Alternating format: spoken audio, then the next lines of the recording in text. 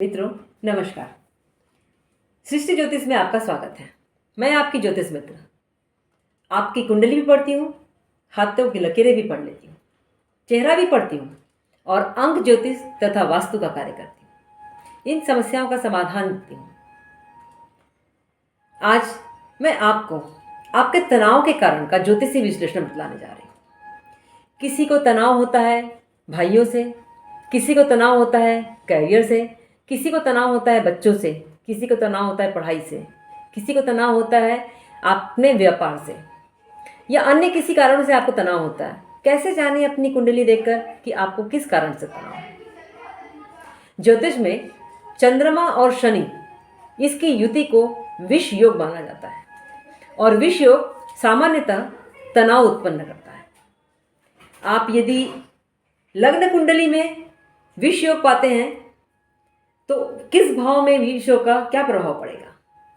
यदि आपको द्वितीय भाव में विष योग मिलता है तो आप मान लीजिए कि आपको अपनी वाणी के कारण तनाव का सामना करना पड़ रहा है। तृतीय भाव में विष योग होने से आपको अपने भाइयों के कारण, सहोदरों के कारण तनाव का सामना करना पड़ रहा है। यदि आपको विद्या में तनाव का सामना करना पड़ रहा है तो आपका ये विष योग आपके पंचम भाव में होगा। चतुर्थ भाव में होने पर संपत्ति या पैतृक संपत्ति के कारण आपको तनाव का सामना करना पड़ रहा है। सप्तम भाव में होने से वैवाहिक जीवन में तनाव का सामना करना पड़ रहा है। वैवाहिक जीवन को लेकर जो संशय है या असमंजस्य है उसकी वजह से आपको समस्याओं का सामना करना पड़ रहा है। अगर षष्ठम भाव में यह युति है, विष योग है, तो आपको रोग के कारण, ऋण के कारण और शत्रुओं के कारण तनाव का सामना करना पड़ रहा है। आपके अष्टम भाव में होने से दुर्घटनाओं के कारण होने वाले व्ययों से आपको तनाव का सामना करना पड़ रहा है। यदि पूर्व जन्म के कर्मों या भाग्य से आपको तनाव का सामना करना पड़ रहा है तो उसका उपाय आपको ज्योतिष में करवाना चाहिए। दसम भाव में यदि आपके विष योग है तो आपको कैरियर के कारण, आपके कार्यस्थल के कारण तनाव का सामना करना पड़ रहा है। कार्य की अधिकता या कार्य की समस्याओं के कारण तनाव का सामना करना पड़ता है।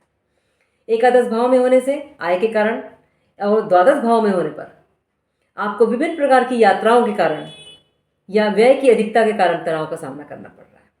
ये थे ज्योतिष विश्लेषण, विष योग के आधार पर तनाव का सामना क्यों करना पड़ता है।